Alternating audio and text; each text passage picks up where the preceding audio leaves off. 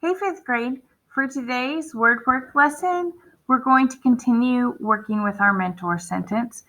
And just like the last 2 days were a day off, we're going to do our Thursday activity on a Friday. And so I want to point out those directions right here in the original assignment. You are going to complete the Thinking Thursday activity found at the bottom half of slide 4. So let's go ahead and get to slide 4 and see what we're doing.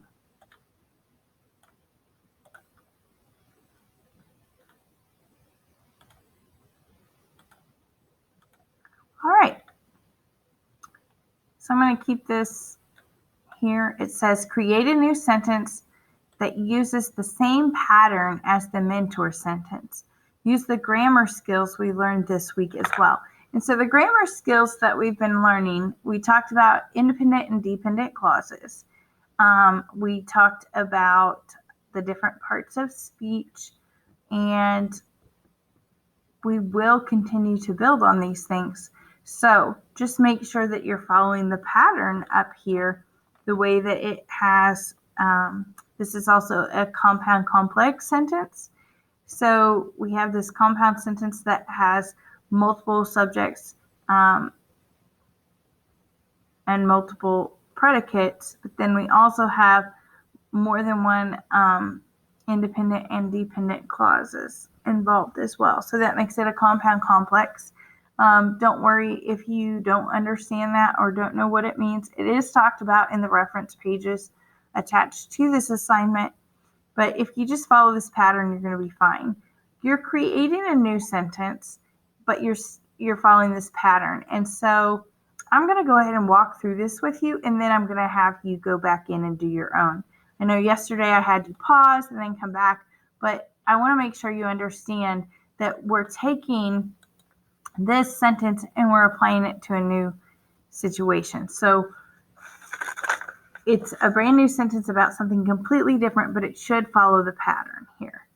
So I was thinking I could say, I never had a life until Duke came along. Let me borrow his for a while. That's the truth, or at least most of the truth.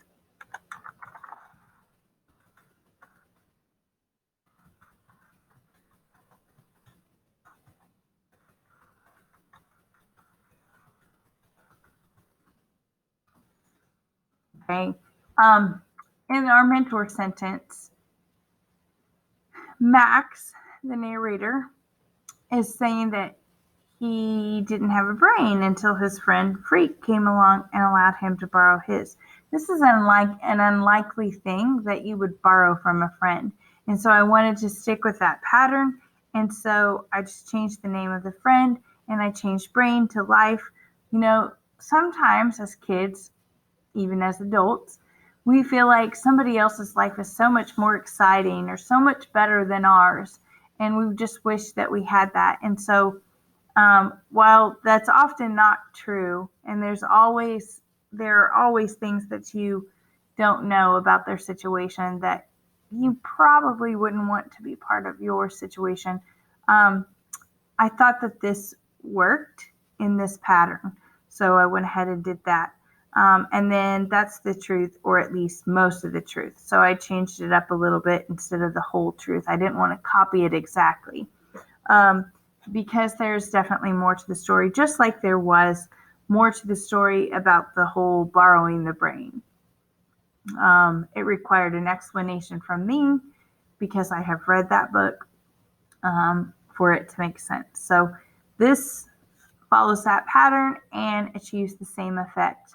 Get creative here.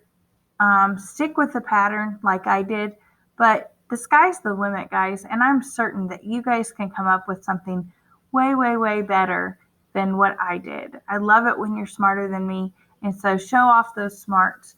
Create a really, really good sentence that follows the same pattern, and I cannot wait to see it. You're going to actually turn this assignment in after you do this, so I'll be able to see all of your hard work finally. If you have any questions, let me know. When you are trying to figure out what the unlikely thing to borrow is, you know, you could even use a little humor. Like, I never had a little brother until so and so let me borrow his, or vice versa. You could do it with lots of different things. So um, just do your best, and I can't wait to see you soon. I love and miss you guys, and I can't wait to see you in person when you return. So let me know, and I'll see you soon.